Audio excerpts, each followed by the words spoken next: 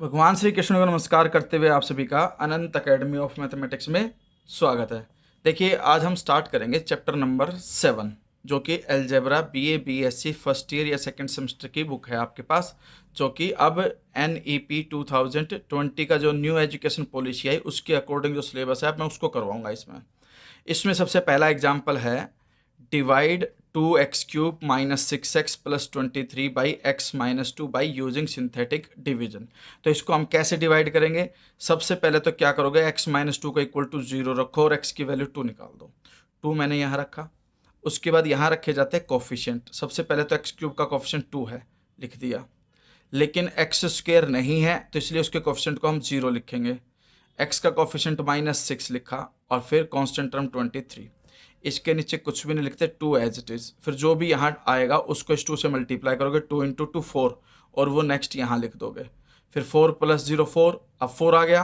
4 को मल्टीप्लाई करो 2 से, तो 4 × 2 = 8, 8 को लिख दो नेक्स्ट के नीचे। फिर इन दोनों का ऐड करोगे, 8 - 6 + 2 आएगा। फिर 2 × 2 4, 4 को यहाँ लिख दो। 23 + 4 27।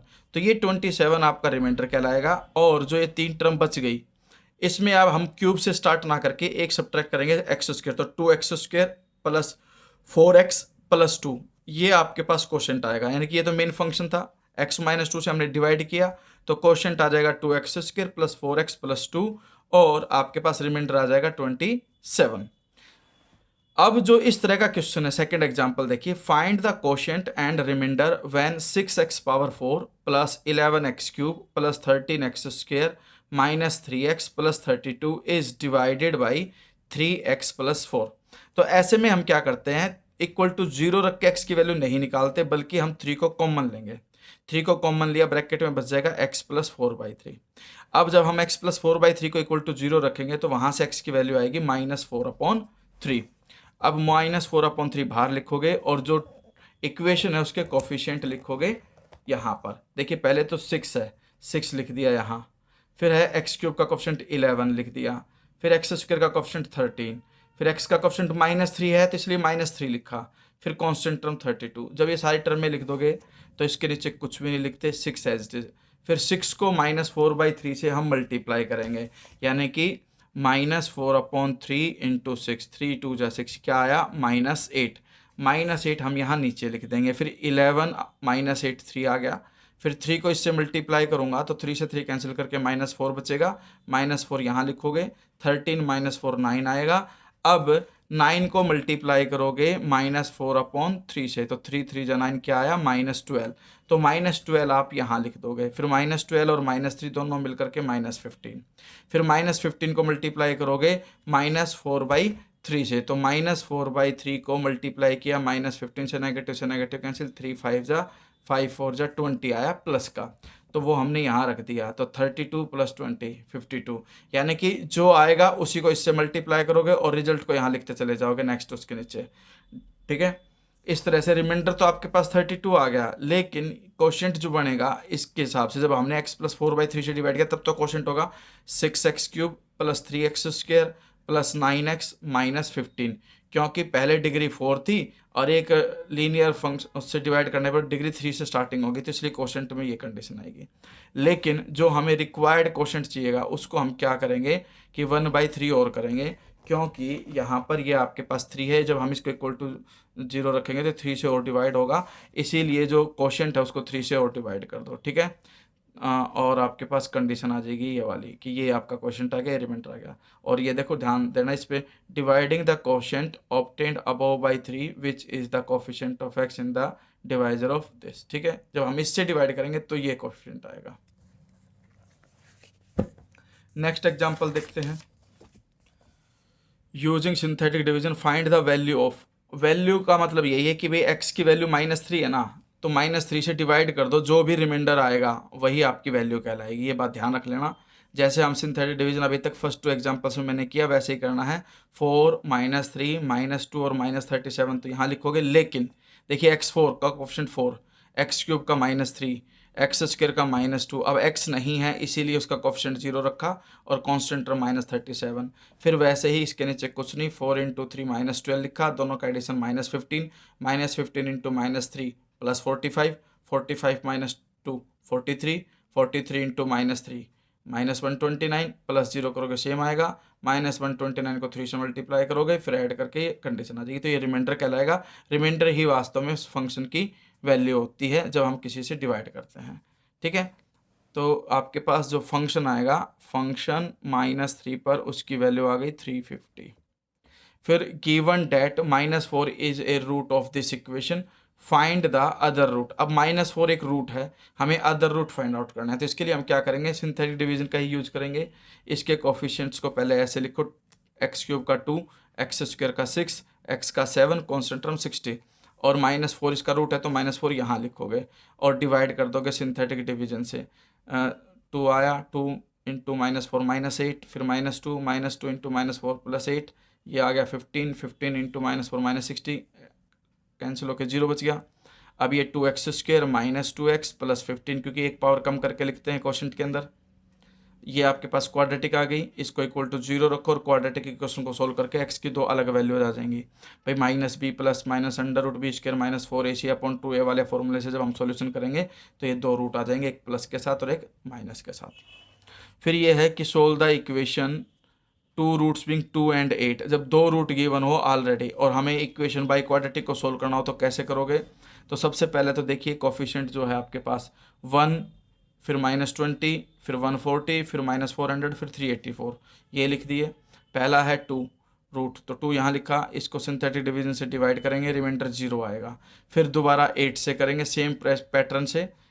ठीक है, तो आपके पास सिंथेटिक डिवीजन से इसको फिर डिवाइड करके रिमाइंडर फिर 0 आ जाएगा।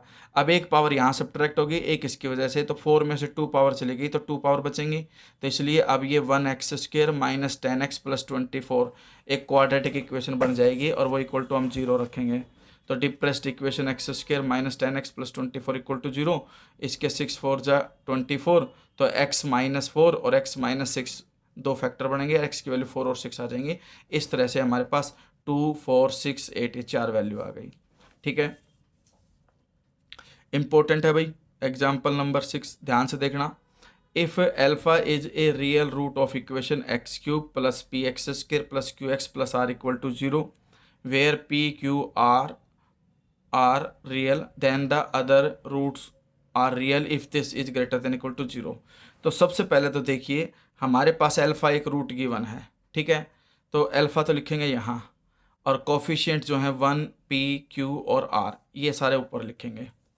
अब हम सिंथेटिक डिवीजन का यूज करेंगे। देखिए रिटर्न पैटर्न तो आप एग्जांपल से देख सकते हैं कि since alpha is a root of this equation so x minus alpha will exactly divide the polynomial by synthetic division. We have alpha यहाँ, कोफिशिएंट यहाँ, नीचे कुछ नहीं लिखेंगे, 1 into alpha, alpha plus p, फिर अल्फा से मल्टीप्लाई किया p alpha plus alpha square, फिर इसको ऐड कर दिया। अब इसको अल्फा से मल्टीप्लाई करके यहाँ लिख दिया और ये आपके पास एक कंडीशन आ गई ग्रेटर देन इक्वल टू 0 रखेंगे, क्योंकि x माइनस अल्फा जो है वो एग्जैक्टली डिवाइड करेगा तो रिमाइंडर शुड बी 0, रिमाइंडर 0 हो गया। अब एक इक्वेशन और बनेगी depressed equation x³ 1x³ plus p plus alpha into x² plus q plus p alpha plus alpha square is equal to 0। ठीक है, अब हम इसको क्या करेंगे कि ये जो इक्वेशन है the roots of this equation will be 0 if discriminant b² minus 4ac is greater than equal to 0। कि भाई इसका जो डिस्क्रिमिनेंट जो हम क्वाड्रेटिक के अंदर d निकालते थे, अगर वो ग्रेटर देन इक्वल टू 0 है तो इसके रूट रियल होंगे और रियल होंगे, इक्वल में इक्वल टू 0 रखते, लेकिन हमें सिर्फ रियल से मतलब है। तो b² यानी कि p प्लस अल्फा का स्क्वायर -4 इंटू a1 है और c ये है। ठीक है, इसका होल स्क्वायर ओपन कर दिया, a² plus b² plus 2ab करके, और -4 अंदर मल्टीप्लाई करके सिंप्लीफाई करके ये कंडीशन आ गई ग्रेटर देन इक्वल टू 0 है, तो ही रूट आपके क्या होंगे, रियल होंगे। अब आते हैं हम एग्जाम्पल नंबर 7 पे। If alpha x³ plus bx plus c has a factor of form x² plus lambda x plus 1 show that a² minus c² is equal to में ab। ठीक है, तो अब यहाँ पर एक चीज़ है जिसको आपको ध्यान देना है। भाई जब हम ax³ plus bx plus c को इससे डिवाइड करेंगे तो आपके पास क्वोशेंट तो आएगा और रिमाइंडर भी निकलेगा इसके अंदर कुछ ना कुछ। इसने दिखा ना कि has a factor of this form, तो आपके पास कंडीशन क्या बनेगी, ध्यान देना इसके अंदर, ये मैं आपको करके बता देता हूँ। कि भाई आपके पास इक्वेशन है a x cube plus b x plus c, ठीक है, जिसको हमें डिवाइड किससे करना है, x square plus lambda x plus 1 से। अब हमें पहले तो सारा कुछ निकालना पड़ेगा। यहाँ पे चाहिए मुझे ए एक्स क्यूब चाहिए, तो ए एक्स स्क्वेयर से करूँगा मैं। तो ए एक्स क्यूब प्लस ए लैम्डा एक्स,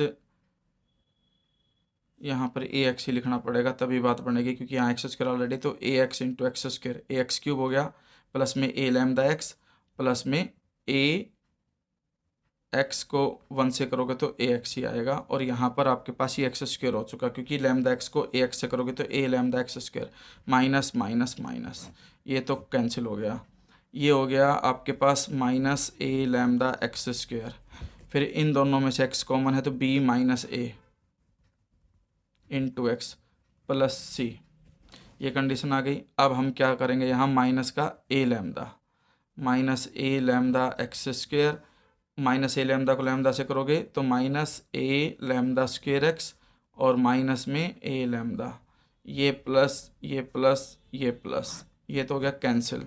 इन दोनों में से ये लैम्डा मतलब एक्स कॉमन आ जाएगा, तो बी माइनस ए, माइनस में ए लैम्डा स्क्वेयर इंटू एक्स, और फिर प्लस में ए लैम्डा प्लस सी, ये कंडीशन यानी कि ये रिमाइंडर आ गया, ठीक है। ये रिमाइंडर आने का मतलब अगर ये इसका फैक्टर है तो remainder should be zero, remainder zero होना चाहिए। रिमाइंडर जीरो तभी होगा जब एक्स का कोफिशिएंट और कांस्टेंट टर्म दोनों अलग अलग जीरो हो, तो b minus a lambda square अलग से जीरो, और जो कांस्टेंट टर्म है ए लैम्डा प्लस सी वो अलग से जीरो। यहाँ से मैंने क्या किया, लैम्डा की value minus c upon a निकाली और वो इसमें पुटअप कर दी, b minus a is equal to a lambda square मैंने लिखा पहले, यहाँ पर बी माइनस ए, इधर ए, और लैम्डा स्क्वायर का मतलब है माइनस सी अपॉन ए का स्क्वायर, ठीक है, और जो हो जाएगा आपके पास ए सी स्क्वायर अपॉन ए स्क्वायर, इससे ये कैंसिल हो गया, तो आपके पास ए इधर आ जाएगा b minus a. Next step में b minus a into a is equal to c square, तो ये हो गया b a minus a square is equal to c square. अब हमें जो इसमें वेरीफाई करना था वो ये था कि भाई ए स्क्वायर माइनस में सी स्क्वायर। अब हमारे पास थोड़ा सा उल्टा आ रहा है, यानी कि मुझसे कुछ मिस्टेक हो गई है, और मिस्टेक ये हुई कि यहाँ पर ये जो है ये प्लस का ए लैम्डा स्क्वायर था, तो ये प्लस का रहेगा, प्लस का रहेगा तो ये माइनस का हो जाएगा, उसकी वजह से ये माइनस का, उसकी वजह से ये माइनस, और ये माइनस होने की वजह से ये माइनस का सी स्क्वायर ही रहेगा, फिर ये ए स्क्वायर उधर जा करके ऐड हो जाएगा, तो b a is equal to a square minus में सी स्क्वायर, ठीक है। तो थोड़ी सी ये मिस्टेक होने की वजह से सारा गलत, लेकिन ध्यान रखना ये प्लस आएगा, क्योंकि यहाँ प्लस हो चुका है, तो ये प्लस ए लैम्डा स्क्वायर आएगा, उसके बाद ये करेक्ट हो जाएगा, ठीक है। तो ये इस एपिसोड में पहले ये करना सारे, इसके बाद नेक्स्ट एपिसोड में मैं आगे के क्वेश्चन अपलोड करूँगा।